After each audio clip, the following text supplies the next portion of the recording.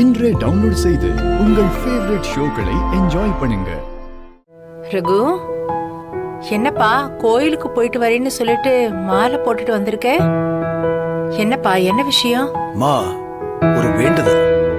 முருகனுக்கு மாலை போட்டு காவடி எடுக்கிறதா வேண்டிக்கிட்டு இருக்கேன்.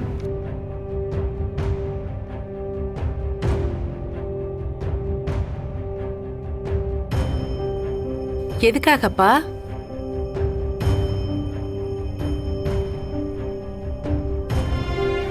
ரகு,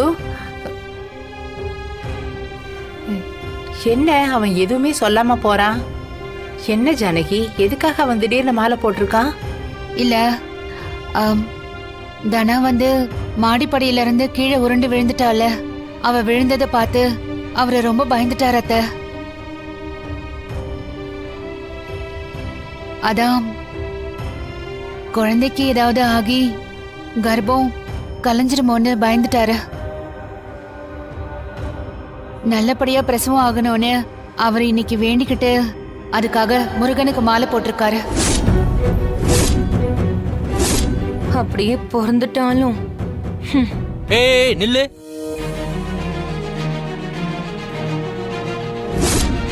அம்மா, இப்ப நீ என்ன சொன்ன? என்ன சொன்ன? நான் என்ன சொன்னேன்? ஏய், எனக்கு பொல்லாத கோவம் வந்துரும். உண்மைய சொல்லி, இப்ப நீ என்ன சொன்ன? இப்ப நீ என்ன சொன்னியா அதை எல்லாரும் முன்னாடியும் சொல்லு. நான் ஒன்னும் சொல்லலையே. ஒன்னும் சொல்லலைன்னு மட்டும் சொன்னேன்னு வையன், உனக்கு என்ன பண்ணுவனே தெரியாது. அடிச்சு கொன்ற உன்னை. சொல்லு, இப்ப என்ன சொன்ன சொல்லு. நீ சொல்ல மாட்டேன்னு சொன்னா உன்னை விட்டுருவோமா? இங்க பாரு, அம்மா அண்ணி அக்கா எல்லாரும் இருக்காங்களேன்னு பாக்குறேன். இல்லனா என்ன பண்ணுவீங்க? என்ன பண்ணுவீங்க? இப்ப நீ சொல்லல, உன்னை கழுத்தை நெரிச்சே கொன்றுவேன். ஓ, கொல்லுவீங்களோ? உங்களுக்கு பொண்டாட்டினா அவ்வளவு இலக்காரமா போச்சுல? ஏய், அதுக்காக நீ என்ன வேணாலும் பேசுவியாடி? சிவா, கொஞ்சம் பொறுமையா இரு. அப்படி என்ன சொன்னா? எதுக்காக அவ மேல இவ்ளோ கோவப்படுற? ஏன்பா சிவா, அண்ணன் இப்பதான் மாலை போட்டிருக்காரு. அவர் வெளியே வந்தா நீ இவ்ளோ கோவப்படுறத பார்த்து பெரிய பிரச்சனையாயிடும் சிவா. வேண்டாம். இல்ல அண்ணி, நான் வேணும்னா இவகிட்ட சண்டைக்கு போறேன். அவ என்ன வார்த்தை சொன்னானோ அவகிட்டே கேளுங்க அண்ணி, கேளுங்க அண்ணி. பார்வதி, என்னமா சொன்ன? நான் எதுவுமே சொல்லல. ஒன்னும் சொல்லலைன்னு மட்டும் பொய் சொல்லாத. பொய் சொல்ற வாய்க்கெல்லாம் சோறே கிடைக்காதுடி. இங்க பாருங்க, இந்த வியாக்கியானம் எனக்கு ஒண்ணும் தேவையில்ல. நான் தான் எதுவுமே சொல்லன்னு சொல்றேன்ல. சொல்லல, இரு சொல்ல வைக்கிறேன். ஏய், அப்போங்கடா, அவனை கூப்பிடுங்க. அப்புவ கூட்டு வந்து இங்க நிப்பாட்டுற. அவன் தலையில கை வச்சு நீ ஒண்ணுமே சொல்லலைன்னா அவன் தலையில வச்சு சத்தியம் பண்ணி பாப்போம். சொல்றி. இங்க பாருங்க, நான் தான் எதுவுமே சொல்லன்னு சொல்றேன்ல. உங்களுக்காகலாம் நான் என் புள்ள மேல சத்தியம் எல்லாம் பண்ண முடியாது. நான் சொல்லலன்னா சொல்லல, அவ்வளவுதான்.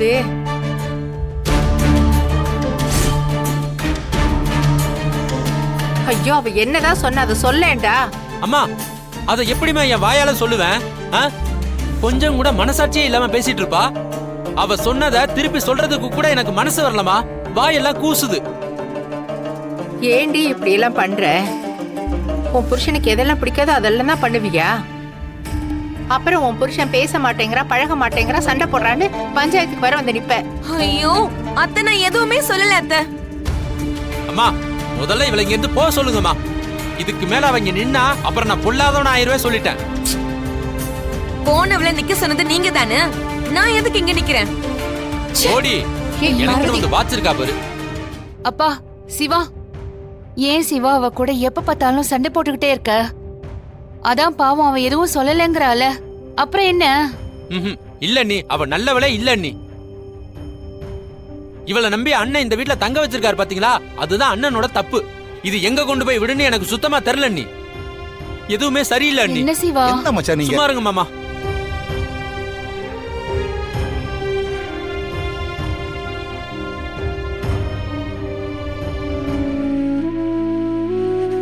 என்ன யோசிக்கிற கதிர்?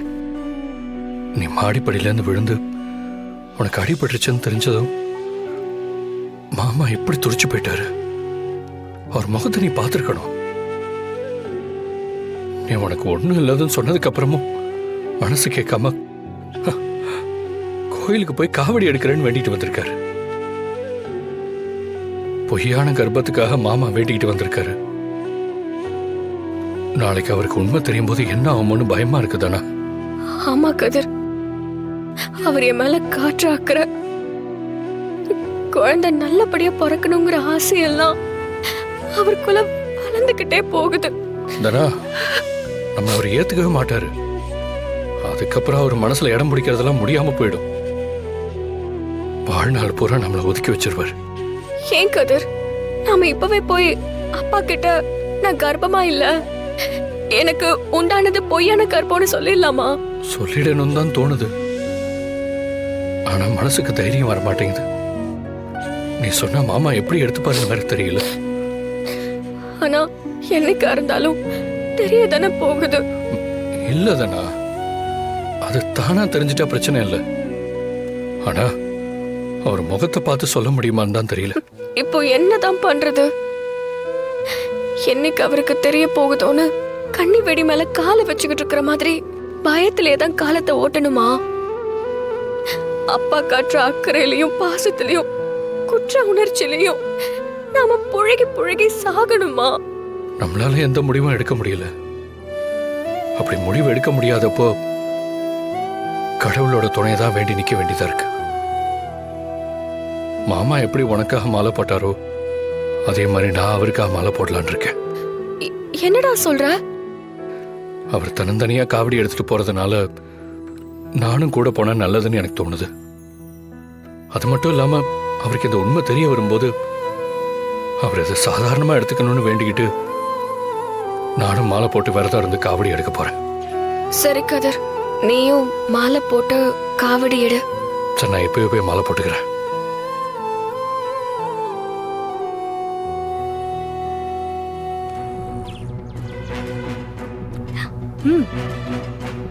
உட்காருங்க.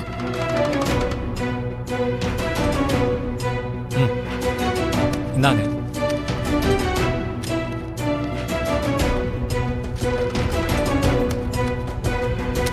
வைஷு, பப்பிமா, என்னாச்சு பப்பிமா? ஆ? ஆ?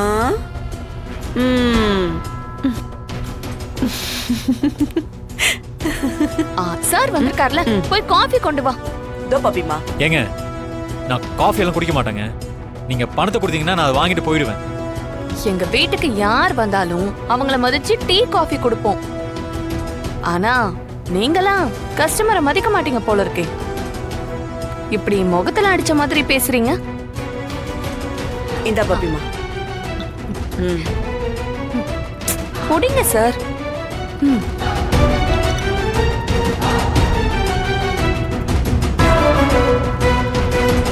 ஏன் சார், காஃபியை நின்னுக்கிட்டு தான் குடிப்பீங்களா?